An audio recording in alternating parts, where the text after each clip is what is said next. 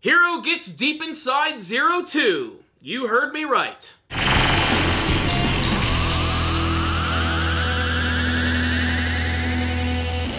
Just when I thought the show was gonna dial back a little bit on the sexual innuendo, they just throw us a big ol' fastball right at our faces at the end of this episode of Darling in the Franxx, which thankfully was a darling of an episode because it was pretty freaking awesome. I finally got to see that classic super explosive trigger action that I've really been wanting to see. Something that I felt was really missing from the first couple episodes of the series, and that's because really it took us like 4 solid episodes to get the 2 main characters in the freaking giant robot of the series.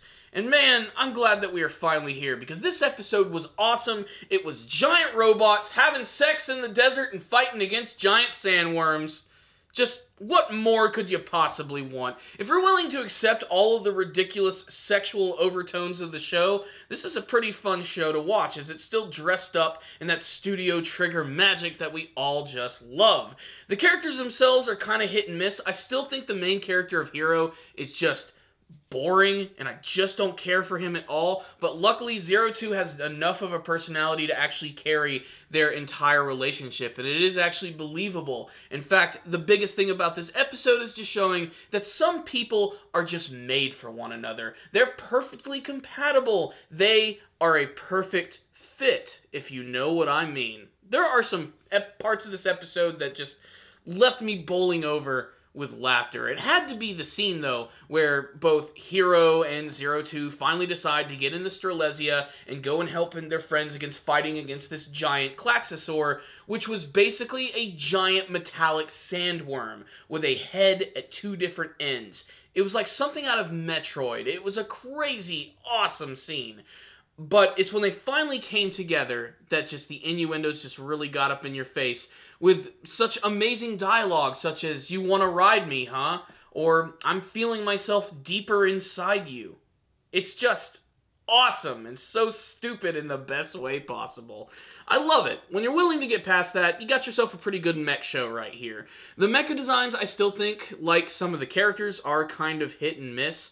I like the look of Strelezia. I like the fact that it's just so different than any other mech that I've seen before. I can't wait to see it transform into its lion form again, like the first episode, because that looked freaking awesome, and I just want to see more of that. But actually getting to see how it can be fully utilized in this episode is probably one of the best things about it, without a doubt, as not only is it just really fast and physically powerful, but it has that big weapon which it can use as a javelin to throw through things. It can quite literally just like blast through an enemy and rip right through their core. That's definitely how the episode ends when it kills this giant freaking earthworm from space and crap. It's insane, man! Reviewing Trigger anime is insane because of how they always manage to up their ante every single show by giving us elements and things that we've never ever seen before. And while a lot of this does seem familiar, it's also very fresh and very fun as well. This is the big battle that I've finally been waiting for in the series, and it really played out the way exactly that I wanted to.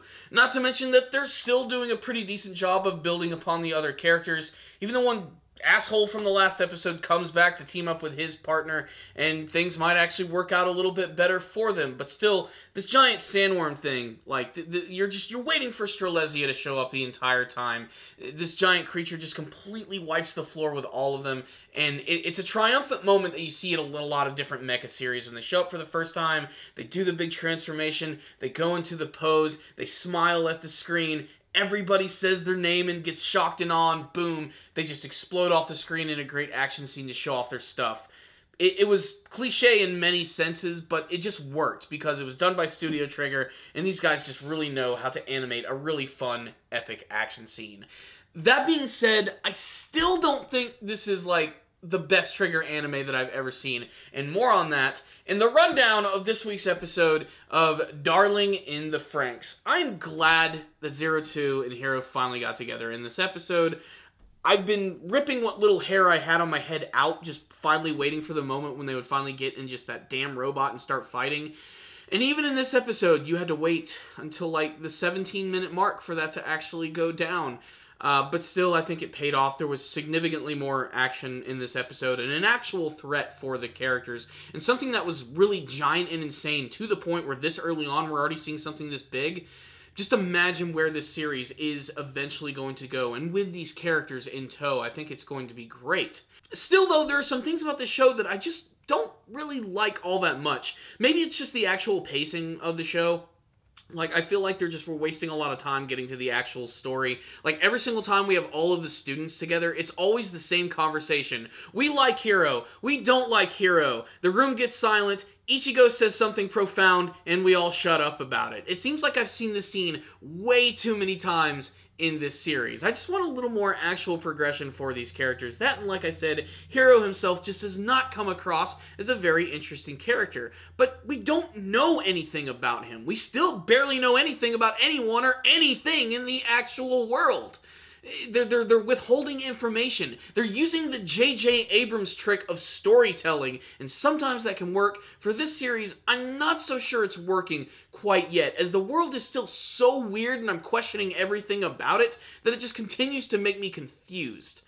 But everything still looks really cool when it's exploding off of the screen. And I can't wait to see if when Zero Two and Hiro get into the robot the next time, will he actually survive? Will he die? He's probably going to survive. Either that, or they're going to hold out on us and they're not even going to show them piloting the robot until the final episode of the series, which can be both bad and probably, like, really inspiring all at the same time. What I mean by that is, like, that would be a really bold decision to do something like that. But withholding that from the viewer, I just think would be cruel, especially at this point. Especially because now the character interactions are starting to get really good, and now that Hiro is going to be with Zero Two from this point, we're going to really, I think, see these characters come into their own as he sort of brings them together and becomes the hero that Hiro was always meant to be. So, this was still a good episode in my opinion, despite the fact that still, I don't think it's reached the height of like some of the action that I've seen from previous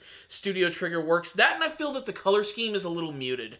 I feel like it could be a little brighter and a little more shinier looking. I'm not sure I'm gelling with the aesthetic as much as that I would like to, but still, who knows? I need to see more. This is one of those anime that could definitely be sort of like an evolutionary kind of viewing experience where it starts out kind of slow, but by the end, it ends up becoming one of my favorite things I've seen. I've seen a lot of other anime series like that. This is really an investment in time and story and going deeper inside of someone.